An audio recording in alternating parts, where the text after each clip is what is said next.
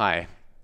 It's been one of those weeks where my head has just not been in the game and I've not got anything done at all. It's been very frustrating.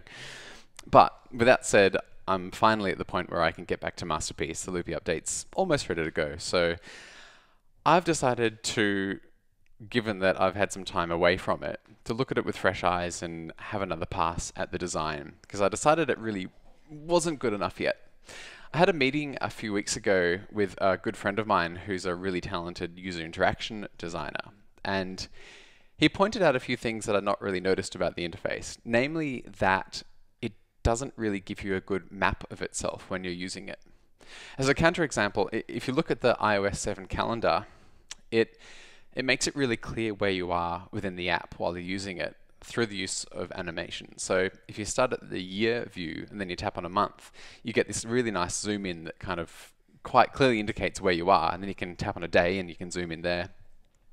And that works really nicely. The Photos app is kind of similar to the way you can zoom between albums and events and however it works. I don't know. But I want to try and kind of recreate that with Loopy Masterpiece, as well as giving it a design overhaul too, because I don't like the look of it anymore.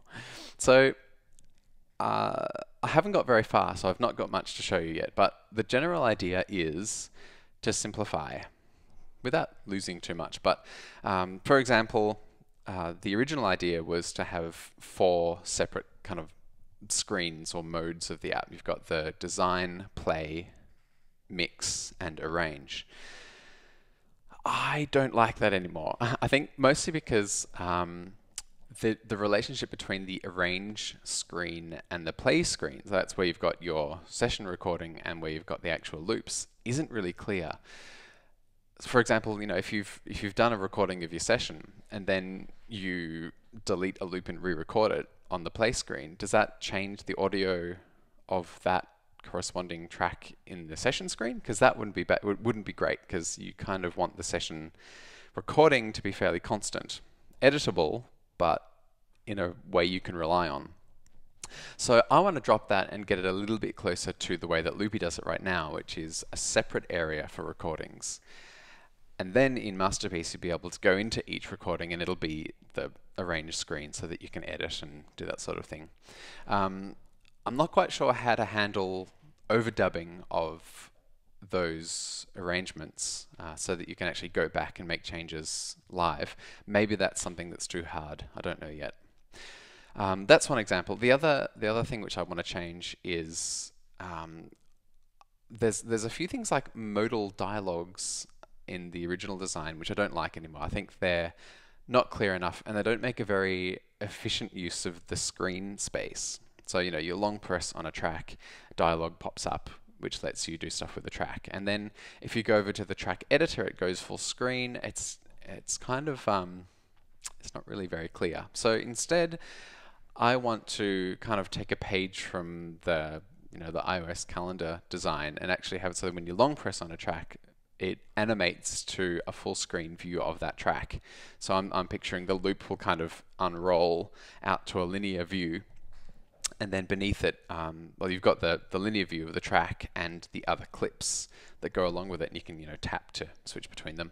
You tap a clip to actually go and edit it, and then beneath it are the sliders for volume and pan, and effects immediately beneath that, because you're probably going to want to have fairly easy access to that.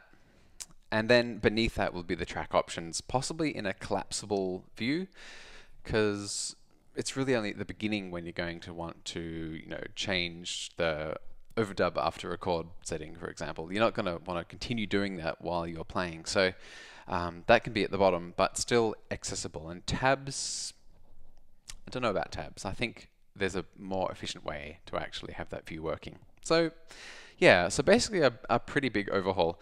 Now, I've only got a couple of screens to show you now because I'm only just getting started there. But something that I am kind of excited about is the actual graphic design.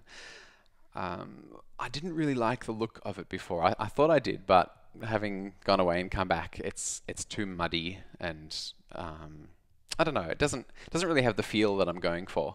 So I've had the idea this week that the background can actually be active, be some sort of an animation which gives you an idea of the both the timing and possibly something to do with the audio.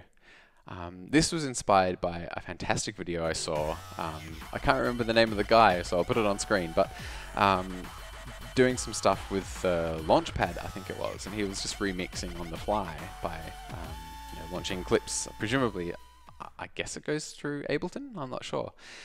But in addition to the actual live remixing, he had this amazing light show going on the Launchpad itself, which I loved. I really like the idea of kind of increasing the value of a performance and the excitement of actually doing it with some visuals. So I'd like to find a way to do that with Loopy and then have everything else be kind of transparent on top of it. So still figuring out how that might work, but some ideas include having kind of a wash of color behind that moves with the beat, and some kind of blurred lights, kind of bokeh-like things that move around as well. Maybe even some kind of like firework pinwheel thing coming out of the tracks with the audio at the position the track is playing. So it kind of spins around and emits particles from each track. That might be too much, but I kind of think it's a cool idea.